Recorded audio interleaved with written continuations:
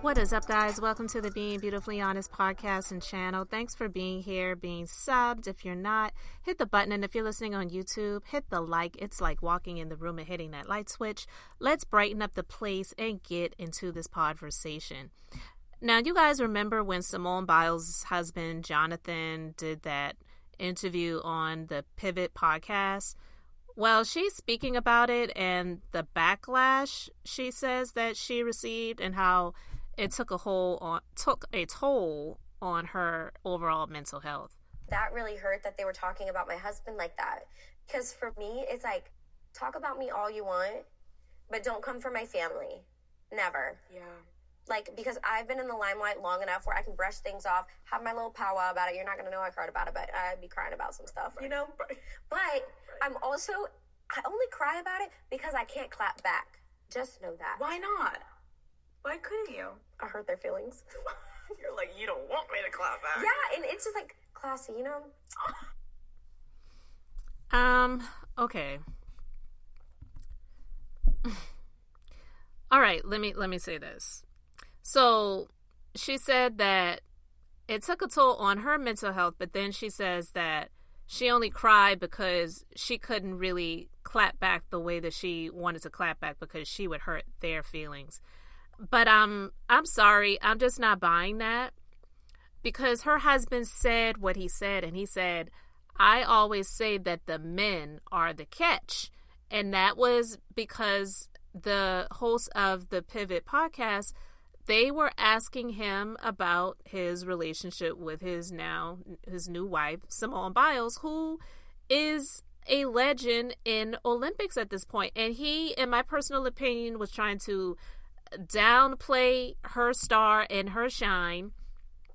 So him saying, well, I always say that men are more of the catch, you know, it was like, really? And you're saying this because you really believe this, or you're saying this because you have this huge ego and you don't want to feel like you are in your wife's shadow, which she's not trying to place him there. If people in the world overall view it that way, then that's just the way that it is. He chose to be with this woman, and he tried to downplay her star and her shine in that interview by trying to make it seem like, oh, he wasn't really aware of who she was, and they met on a dating app, and, you know, he checked out her social media and saw that she had a lot of followers and whatever, but he didn't really know who she was. Boy, bye. You know what I mean? But her saying what she said, to me, I felt was disingenuous, because it would be one thing if people were saying negative things about her children or child if she had them, which she does not yet. But people were saying things about, mainly her husband. They weren't even really saying a whole lot about her. Now, they may have made comments or insinuations like, girl, this the man you with? Or, girl, leave that man. I mean, people are going to say things like that. And if she's not really up to the task of seeing comments that are going to be hurtful, then don't read the comments. Unfortunately, that is going to happen, especially when you have a husband that says stupid things like that, because in all honesty, a lot of the things that were said, she may not agree with and she may not have even liked, but it was more so in defense of her than it was against her. So for her to say, you know, you can say whatever you want to say about me, but don't come for my family. Your family, meaning your husband, who is a grown man, who, if he can dish it, he should be able to take it, because the backlash was more so against him than it was against her. She should not be out here trying to take those bumps and bruises and all of that stuff because people were saying things about her husband that were not extremely favorable and fanfare like, if you will. So I didn't really care for that. I can get her not wanting to have anyone say anything negative about her, and I still stand by my feelings on the thing when it comes to the skin tone, because it's just some things that she said in the past that just makes me feel that way, where unfortunately it is, and it's not even her fault. It's something that has just been inbred in people for so many years. Because I mean, I can remember being there. Melanin, it comes in so people come in so many different shades and tones and whatnot.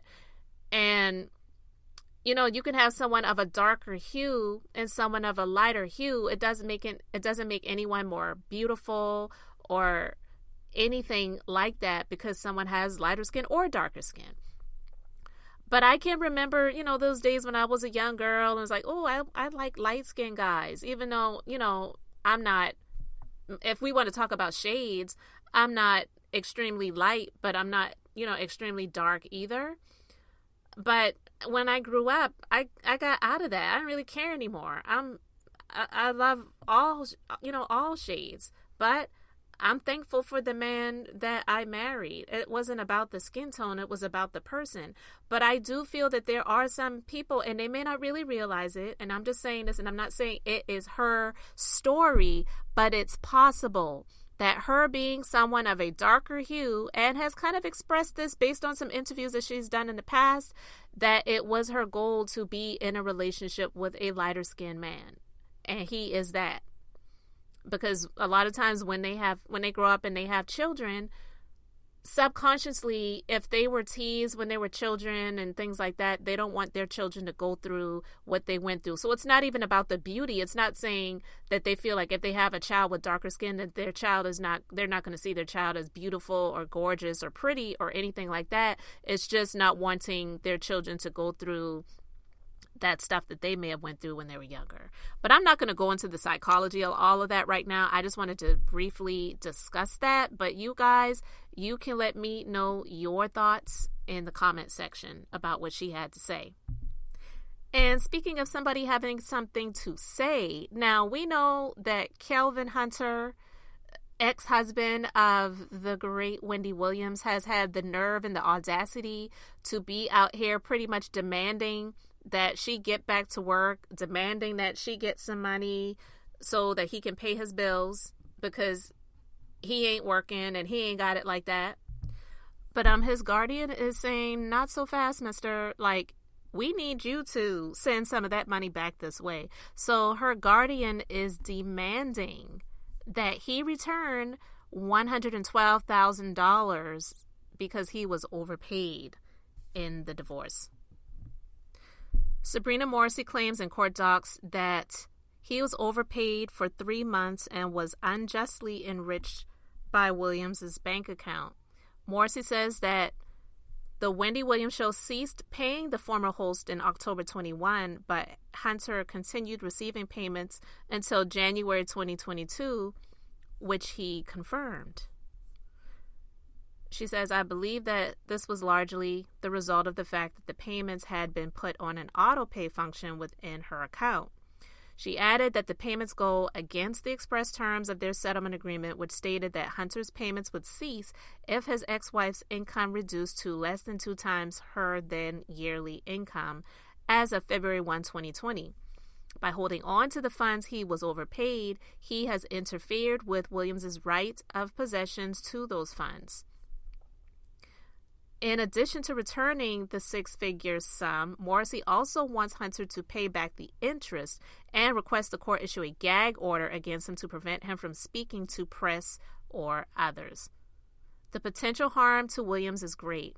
Mr. Hunter and his agents have shown their willingness to talk to the press about these issues. Now, I'm all here for it because at some point it seemed like her guardian wasn't really doing much, and I didn't watch the docuseries, the 2-part docuseries or documentary, whatever it's called, honestly, because I just didn't really want to see her in that state. I watched some of the people who gave commentary about it and reviews on it, but I felt like that was done because they wanted to show like what really is going on and honestly what really isn't being done in her favor. So I'm glad to hear this, and honestly I feel like they're just doing this not expecting for him to be able to pay the money back, because obviously he doesn't have any of it because he's out here demanding more. So obviously he does not have it. But I feel like they're doing this in light of him, you know, trying to get more money to pretty much try to put a squash on that. And and just pretty much shut him down completely. So I don't even think they're doing this in an attempt to actually, to receive those funds back from him, but to just pretty much shut him down and shut him up. So I'm all here for it. Finally, it looks like something is being done by the guardianship. So you guys let me know your thoughts about all of this in the comment section. Thanks for being here, liking, and subscribing. I'm Beth, just being beautifully honest. So until next time, I wanted to keep it brief, beautiful, and now I'm going to say bye.